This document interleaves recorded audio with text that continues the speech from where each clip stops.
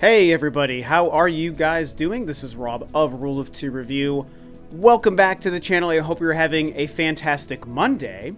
And today, I want to talk about the fact that we are now officially in the release week of the Nintendo Switch 2. That's right, just over 8 years ago, as we all know, the Nintendo Switch released in March of 2017, and it has been a wild and unpredictable ride, but it's been a great ride. Because the Switch, I think, pretty much surprised everybody. It performed very, very well. It sold like crazy. The library is fantastic. Everyone has one. Most people love one. But here we are at the end of the Switch's road in terms of being Nintendo's forefront device on the market. So it is time for us to start looking at saying goodbye to the Switch and preparing to welcome the Switch 2. So I don't really have much of a plan for this video. I just thought it would be good to sort of empty my head of a couple of thoughts for 10 or 15 minutes with you guys, as I like to do in all of my videos, about the fact that we're finally making the transition from the mega ultra successful Nintendo Switch and the Switch generation into this new next Nintendo generation, which, if you've been following me for a few years, you know I've been waiting for a long time. Something I think that I should definitely touch on a bit in this video is the fact that I started thinking ahead to the Switch 2 or the next generation Nintendo console, I think earlier than most people. And I've referenced this in prior videos as well. I would say it was near the end-ish of 2020, so like the initial COVID pandemic year, right? Sometime near the end of 2020, I started to think more about the Switch 2, or again, a next generation Nintendo console, whether it was a hybrid or a home console, whatever. I was thinking ahead to the next generation successor at a time when most people were still focused on the Switch Pro. Because we have to really be able to close our eyes, you guys, and think back and replay the years of 2020 and 2021 and what the video game conversation was like, what the Nintendo conversation was like. And that was at a time where we were still, again, most people, I should say, were very much expecting a Switch Pro, predicting a Switch Pro. Things would come out claiming to be rumors or hints or leaks about a possible Switch Pro. And I think that the waters are a little bit muddy on how much of that might have been true retroactively and how much of it was just made up or people believing in false hope. I think it was maybe a small combination of both. And look, you can pull up video game conversations on my channel from 2019 and 2020, and you're going to see me talking about some of the Switch Pro discussion that was happening at the time and very prevalent, because I certainly believed, especially early on, that it might happen. It made a lot of sense. We've seen Nintendo do similar things. I think the Switch OLED was released in 2021, but up until that point, we had at least seen the Switch Lite, I want to say.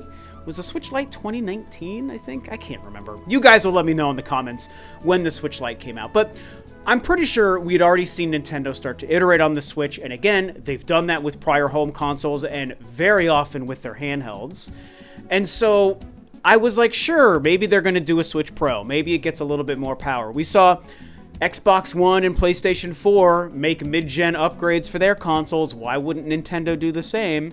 But as I was mentioning, around mid to late 2020, I kind of stopped thinking about the Switch Pro, and I was playing out what I thought the next couple of years could look like at the time. And I started talking about, man, I feel like a Switch Pro isn't enough, because the PS5 and the Series X had come out fairly recently, and you know, nowadays we can look at the PS5 and Series X generation, and there are questions over how good it's been and if it's already almost over and all that stuff. And I own all three, and I like all three, so it is what it is. But because that generation had started, and I started to finally see the chinks in the armor of the Switch, and some games were proving to not be able to run as well, the lack of power in the Switch comparatively started to show itself more and more in 2020 and 21 and 22, that I started saying, it's not about a Switch Pro, I think it's about the Switch 2. I think it's about the next console. Will it be a hybrid? Will it not be a hybrid? I didn't know, but it just made sense to me to start thinking further ahead to a new generation and not a Switch Pro. And I stuck to my guns for a long time, and I don't even regret it in hindsight. At the time, in 2020 and 2021, And it's going to sound crazy now. Here in 2025, less than a week before the Switch 2 releases, it's going to sound crazy now. So again, if you put yourself back into 2020 mindset, I do believe that I was still on to something, and I was sniffing out that a next generation made more sense than a Pro. And at the time, I was targeting 2022 or 2023 for the Switch 2 to come out, or the next generation new Nintendo console to come out. And again, it seems funny in 2025, and it's totally okay to laugh because I was clearly wrong. But yeah, in 21 and 22, I thought that, or sorry, in 20 and in 21, I thought that 22 or 23, maybe like holiday of either of those years, was like the perfect time. And at that time, we would have had, a 4 or 5 year life cycle for the Switch before the Switch 2 came out. And that's what I had hoped and was targeting, and I ended up being proven wrong. And so we obviously went through 2022 and 23, and that never did happen. And even in 24, there's a lot of signs that point to maybe Nintendo was planning on 2024, but for a variety of reasons, they chose to push it back into 2025. And so here we are now, the beginning of June, and we're finally ready to just play the darn thing. One thing I have to say, though, and this is important for me, going back to my 2020 years of making YouTube videos and talking with you guys on the internet about Nintendo, is a lot of people embraced me just having fun predicting the Switch 2 earlier than most other people were even thinking about it. But, there was a handful of people that would always show up and be just kind of shitty and snotty and, take it very seriously. Again, this is not most of you guys. 98% of you were just, super cool. And even if you disagreed, it was just about having a conversation and thinking about it. I never said I knew anything. I was never trying to start rumors or saying I heard something or this is a leak. It was literally just, I'm me, I'm Rob, I have this YouTube channel, and you watch my videos, so I basically just like to shoot the shit with you guys. It's a conversational video game and Nintendo channel. Even though it's just me alone in my room, I try to present my topics like I'm having a conversation with you, even though we can't talk back and forth, right? And so, for 2 years, I was just shooting the shit about maybe the Switch 2 comes out in 2022 or 23. And I believed it. I was wrong. However, a lot of the people that would push back at the time would say, "You're so dumb." I'm paraphrasing here. "You're so dumb for thinking this. Oh my God, you're so wrong. It's a 10-year console." Because Kimishima, for his brief stint running Nintendo of Japan, had talked about the 10-year plan for the Switch, which very much was something he said, and I never denied it. But I think people thought that meant, okay, not even I think, people would say this. They said it's going to be 2027. They said because of the 10-year plan, Kimishima said 10 years, so the only option for the Switch 2 is in 2027. So you'd have 2017 for the Switch 1, 2027 for the Switch 2.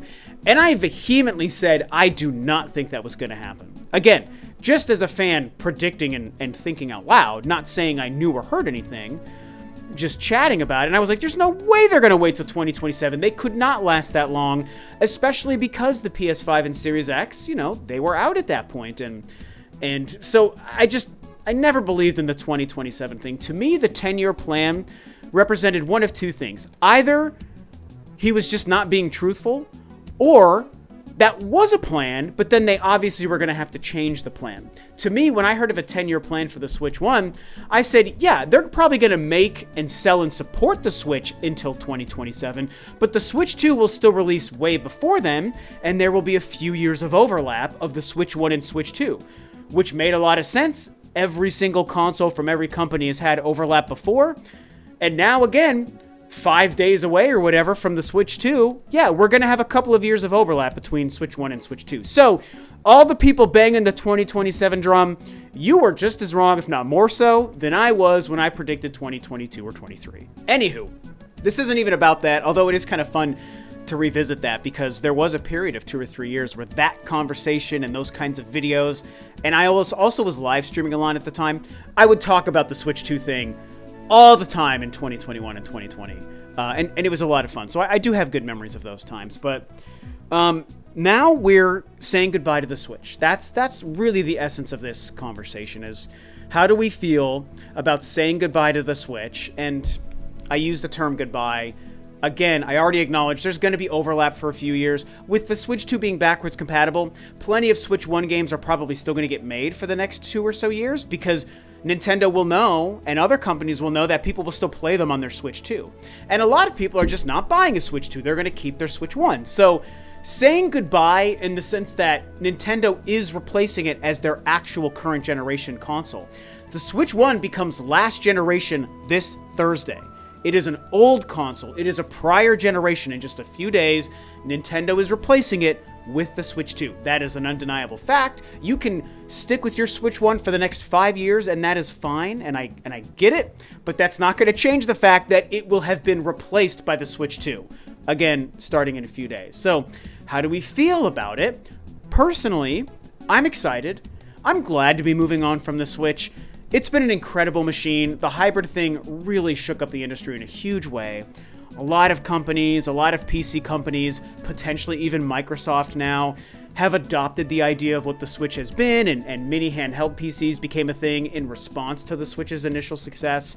The library is fantastic. You kidding me? I got Metroid Dread on the Switch. I got Metroid Prime Remaster, an incredible remake of my #1 all-time favorite game. So the Metroid games were on point, which was not true with the Wii U, even though I love and defend the Wii U. I mean, we got Mario Odyssey, we got 2 incredible Zelda games, we got Splatoon games, we got Xenoblade games, we got lots of new IPs, great third-party support. You know, the list can go on and on. It's been a great time, a great generation. Switch is awesome.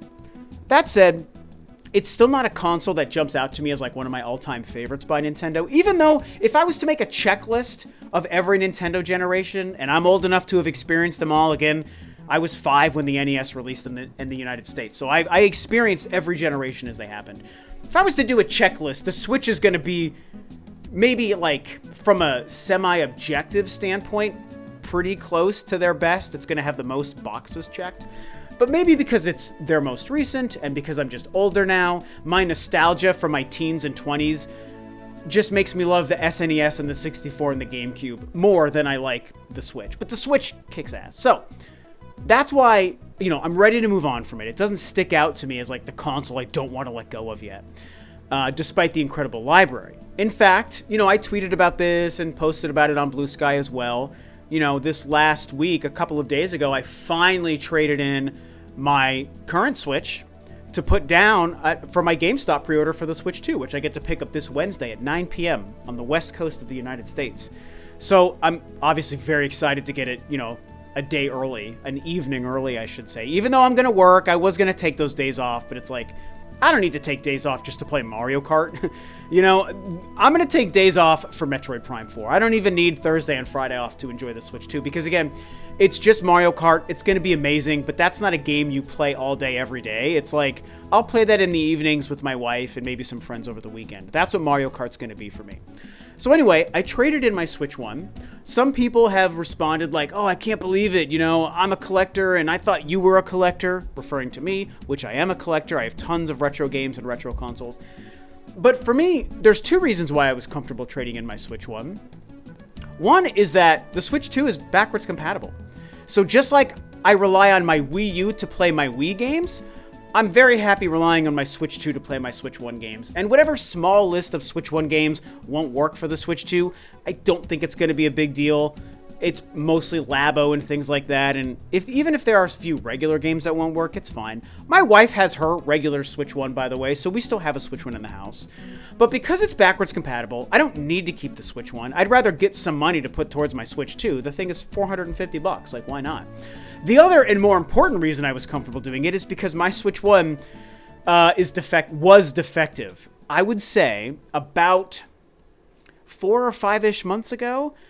I don't remember why I took my Switch 1 off the dock, because I've said this before on the channel, I'd never play my Switch 1 handheld. Only when I'm flying do I ever take my Switch 1 off the dock and play it handheld, when I'm traveling and flying and in a hotel room and whatever. So 99.9% of the time I've had the Switch over the last 8 years, I've been playing it docked on my TV. It's been a home console in my gaming life, and I've loved it for that. So for some reason, I don't remember why, a few months ago, I took it off the dock. And again, it's fully charged because it lives on the dock. But I looked at it, and about 5 or 10 seconds, once it was in my hand, it beeped and the battery icon on the Switch screen started blinking at me, and it said battery is about to die 10%, blinking, making the beep noises, and then it died. So it had about 30, 40 seconds of life. Taking it freshly charged, hadn't been pulled off the dock in like 9 months probably, and it died in 30 or 40 seconds. Less than a minute, the thing had died. And I was like, that's weird. What's going on? And I fumbled with it. I couldn't get it to turn back on. I put it back on the dock. It charged after a few minutes. I could turn it back on. It would play on the TV. But every time I took it off the dock, it was dying. So that taught me that the battery was just totally dead. And you can probably replace I'm sure you can. I don't open up my consoles, but I'm sure you could replace the battery, but I didn't care to. I was like, okay, it plays on the TV, which is how I play my Switch anyway, so I'll just let it live on my dock and play it as I choose to now. And then when the Switch 2 is going to be available for pre-order, I'm going to just trade it in, get the defective price that GameStop gives you, because they test your console, it's defective, they give you a discount, but they'll still buy it. And I was like, look, if I get 50, 60 bucks for my defective Switch 1 to just put towards my Switch 2, totally fine for me. So that's what I did a few days ago. I traded it in, I got like 60 bucks or something for it, and I know for a lot of people that might like hurt your soul to think of trading in an incredible console like the Switch for just 60 bucks. But again, it's defective. The battery's dead. I'm flying in a few weeks. I wasn't going to be able to take my Switch 1 anywhere because of the battery. It wasn't useless because I could play it on the TV, but it was defective. And it's Switch 2's backwards compatible. The 60 bucks I got towards my Switch 2, for me, makes me plenty happy. I kept almost all of my Switch 1 games. I traded in a few also towards the Switch 2, but I still have like 30 or 40 physical Switch games, and then I traded in like 8 or 9 a couple weeks ago as well that I just don't play anymore or want. So I've got my games. I can play them on my Switch 2. So yeah, I traded in my broken Switch. And so my personal stories about all this stuff aside, I'm excited. I feel ready, man. A new Nintendo generation is so exciting. And, I've been getting more and more, what's the word I want to use here? Not burnt out, maybe bored, or just not interested or stimulated by the hobby of gaming and the industry of gaming and the direction of gaming. I mean, I've made a few videos, whether I'm talking about Xbox or talking about the Switch 2 will be my last console, or console exclusives still matter, and blah, blah, blah. I've made videos in the past few months probably hinting at this for you guys. The direction of gaming in a variety of avenues is just mostly going in a direction I don't care for. All digital, subscription services, companies like Xbox not caring about exclusive IP, over monetization, microtransactions and storefronts on all of our games and online play, and basically DRM exists for consoles when, 10 years ago everyone fought against it. I have a scathing video I'm going to make on that topic sometime soon, so keep your eyes peeled for that. But, it's just all these practices, and even the Switch 2 with the game key cards, I've talked about it. I hate it. There's one or two I might buy here and there based on the title, but 95% of those I'm not going to buy, even if it's a game I want, right? So a lot of things in gaming are just going in a way that I don't like. So I've been really struggling, and being in my mid-40s has made me just not care as much, even though I still love gaming. I have a career. I love my career. I love my job. I'm very fortunate that I do it. It pays me very well. So I'm focused on work and my career. I'm focused on my wife. I play in a band and play music, some of you know. So I'm focused on music and my social life with my friends. And so I'm still gaming several times a week. I put in a ton of hours a week gaming, but as other things have become more important, I'm not even a parent. So if you're a parent, this might mean even more to you. Other things have just taken more precedence over an industry that I've seen going in a direction that just doesn't appeal to me. And it's not about me saying, hey, game industry, change for my sake. It's just, I see you moving farther and farther away from Rob. And so I've been like, I don't really care as much about it. I'm not playing all these games that I want to. I was only buying like 3 games a year the past few years. And they're great games. I mean, I've been playing great games. But as it's been moving far away from my interests and directions that I think are just not good or not healthy for gaming, I've cared less. And so having a Switch 2 and a new Nintendo generation coming out, especially with a new Metroid game coming out, those two things are absolutely what's keeping me the most excited and invested in the hobby, and it's why I still like having this YouTube channel and talking with you guys about Nintendo topics and gaming topics, because I needed a new Nintendo generation. I needed my favorite company to release something new and exciting. Even though it's another Switch, to me it's still new and exciting. It's got better Joy-Cons, it's got the mouse thing, it's gonna have way better graphics and power, it's got the new Metroid game coming, you know, and it's gonna have other, I'm gonna get the next Zelda game and the next Mario game and all sorts of other new franchises that I love from Nintendo releasing on a very powerful, competent machine now for the next 5, 7, 8 years. So it's the perfect time for Nintendo to release a new generation, because I needed it to stay connected and stimulated by the hobby, you know. And when Metroid comes out again, forget about it. I'm going to disappear for like 2 weeks straight. It's going to be amazing. I can't wait. So for all of these reasons I've talked about, my YouTube channel coverage, the Switch Pro versus the Switch 2 topics back in the day, trading in my Switch 1 and being currently without one for the next week, the excitement over a new generation and a new Metroid game coming out this year. And look, Donkey Kong, Mario Kart, the games we know about that I also can't wait to play. It's very exciting. And the Switch one, to me, it was past its prime. Look, I told you how I was thinking 2022 or 23. In hindsight, I still think 2023 or 24 really was the time for them to have had a new generation and games ready to go. I think this last year to 18 months was stretched a little too far, man. I've bought very few Switch games over the last 2 years. Really, it's been like 2 or 3 maybe. Echoes of Wisdom, I think, was the only Switch game I bought in 2024. And then 2023, there was a couple. Like, you know, actually, yeah, 23 had Tears of the Kingdom and Pikmin 4, Metroid Prime Remastered.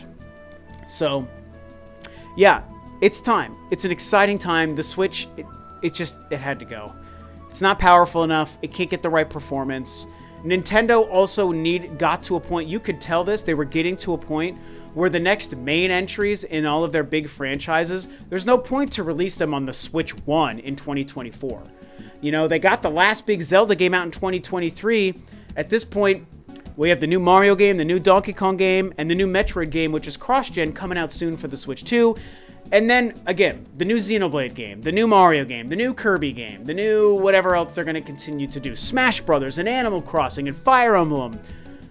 These need to now be Switch 2 games. They couldn't keep releasing new entries in an outdated Switch 1. So, again, last time I'll say this, it's the perfect timing. So, this has been my rambly discussion here about the fact that we've made it. This is the 11th hour. We're days away. Switch 2 is coming.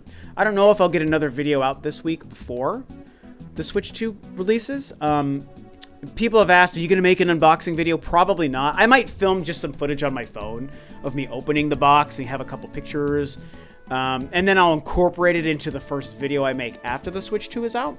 I don't know if I'll get that on day one. Maybe I'll wait a couple days. But obviously, I get to actually start covering a new Nintendo generation now. It's so exciting. And Mario Kart and all that good stuff. So, yeah. It may not seem like it, but I am jumping for joy, man. I need the Switch 2. Cannot wait. Days away. Got mine pre-ordered. More than half of it's already paid off. I got Mario Kart coming. I got a Switch 2 Pro controller coming. And I have Cyberpunk coming. And then, of course, Donkey Kong is next month. So it's going to be great. And I'm going to buy Fast Racing. What is it? Fast Fusion. The new Fast Racing game. And yeah. So it's going to be great. So this is my breakdown and discussion about the transition from the old Switch to the new Switch 2. The new hotness, as the kids would say. So these are my thoughts. This is what I think about the transition. Talk about your own thoughts regarding the transition below. Thank you guys for watching, and I'll see you next time.